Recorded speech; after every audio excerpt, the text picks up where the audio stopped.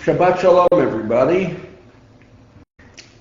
This week's section of the scroll that will be read is known as Parshat Tetzaveh. And in fact, it's rather strange, without getting into the technical language of this universal language known as the Hebrew language, in as much as it says, V'ata Tetzaveh, and you. Tetzaveh also means, and you shall command. And therefore the Zohar says V'ata is actually redundant. There's no reason why that word should be added. In fact, there are many other instances in this section in which it states that you, and then go ahead and do something. Do you and do you. And so the Zohar provides us with the classic purpose of why we are here to listen this reading on Shabbat morning. As we have discussed on so many occasions, that Torah reading is our most powerful instrument and channel by which we can connect to the light force of God. Without the light force of God, without light, then a great deal of darkness has the opportunity to enter into our environment, our bodies, our social life, our family life, etc.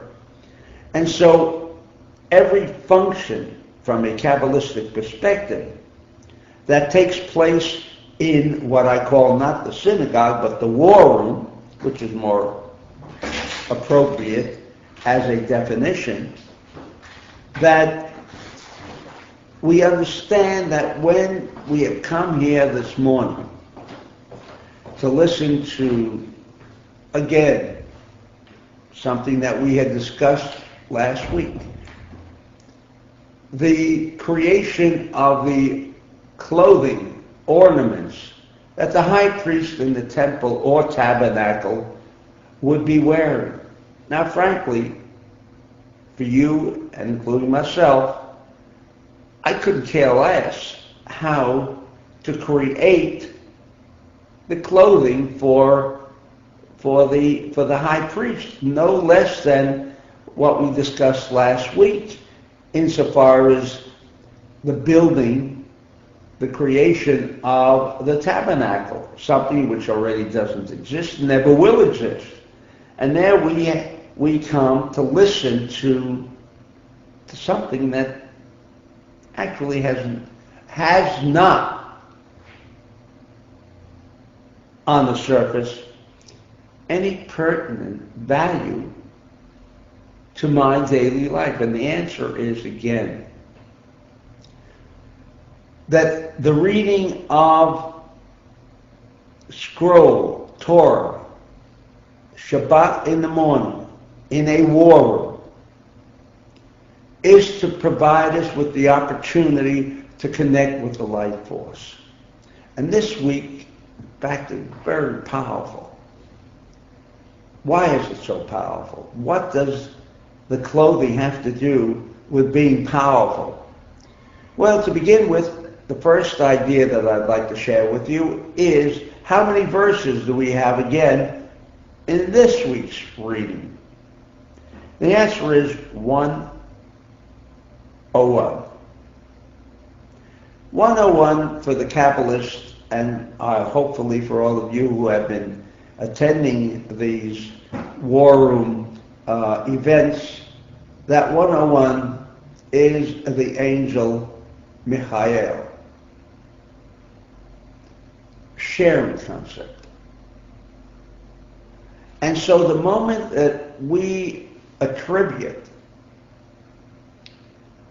the overall interpretation, definition of what Tetzaveh is all about, it immediately comes to our mind that we are referring to light of mercy, or in a common modern day language, the antimatter. The antimatter. Antimatter, which is right column energy. And so therefore there are 101 verses, which is Michael, which is a code to inform us, what do I expect from this morning's reading? And therefore, our connection will be through whatever is going to be read, the idea of antimatter. Another strange feature of this week's Parshat is that the name of Moses is completely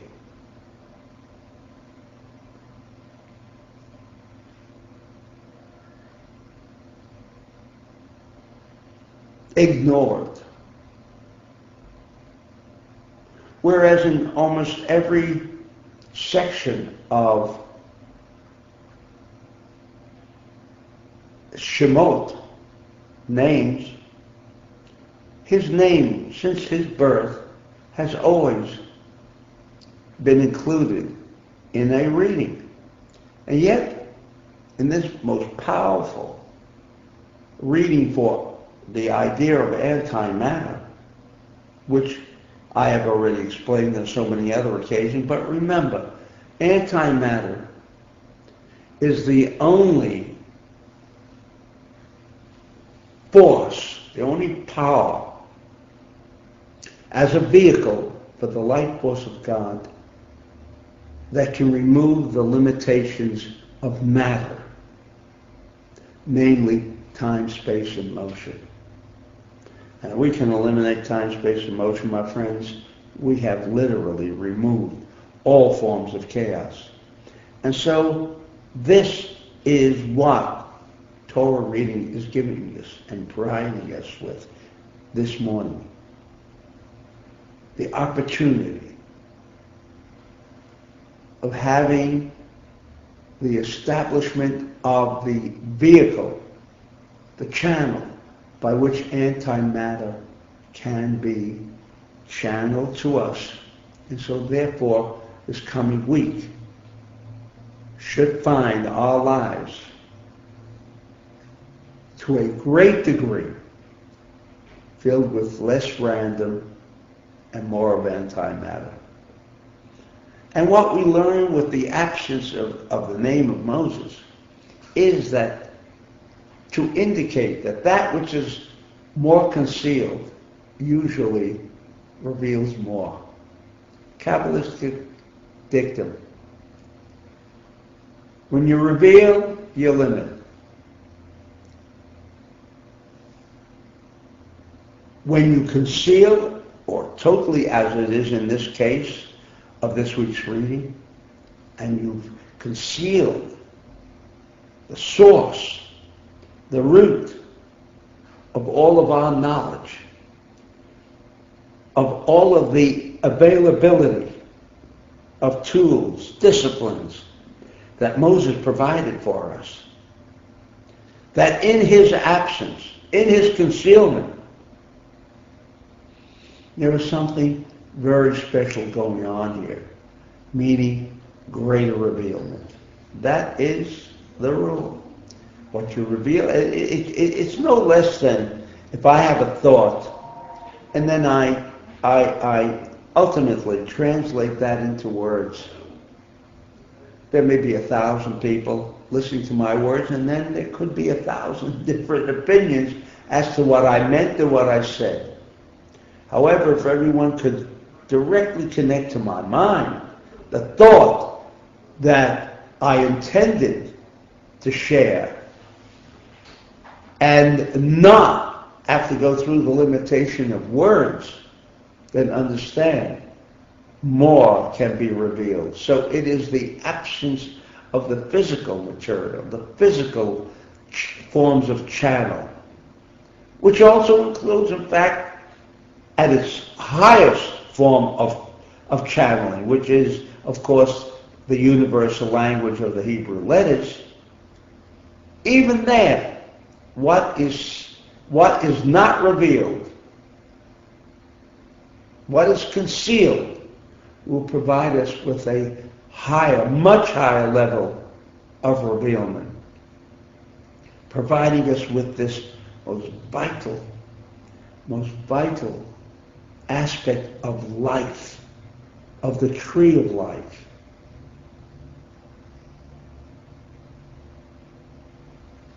The antimatter, or the light of chasadim, the light of mercy.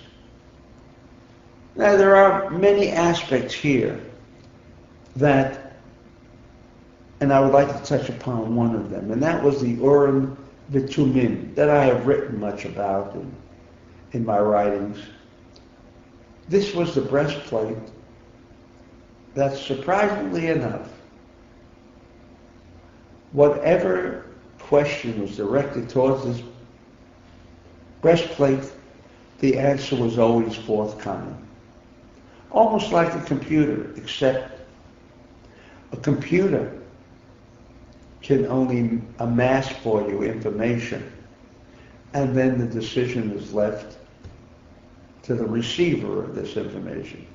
Whereas when we are discussing the Urim V'Tumim, and a question was asked, it wasn't just merely furnishing information pertinent, applying to the question, but the answer rather was yes or no.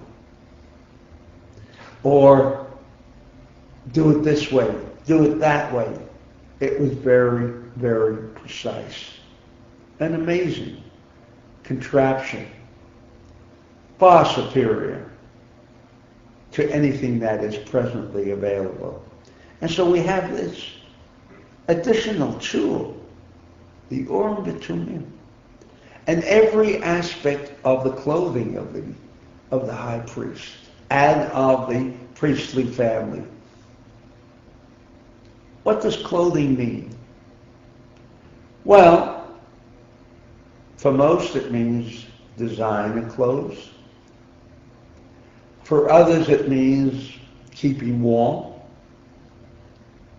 For others it might mean being dressed and so we're not naked.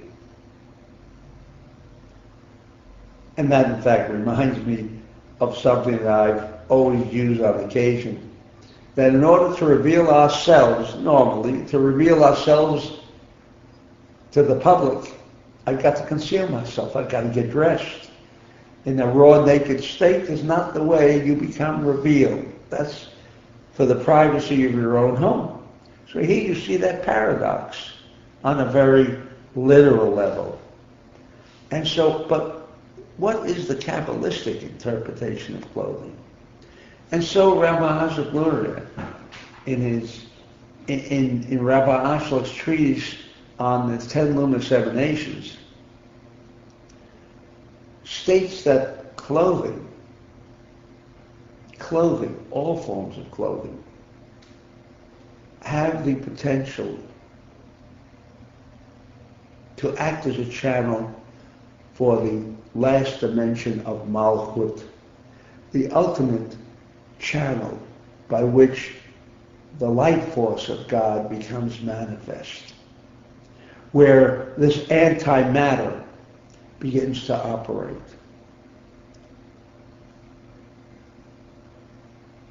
It is not a question of clothing, but rather this is clothing around the body. And as Rabbi Ashok said, clothing becomes an integral part of the entire system.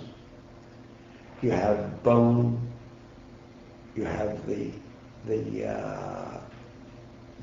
meat aspect, you have the veins and arteries, you have the skin.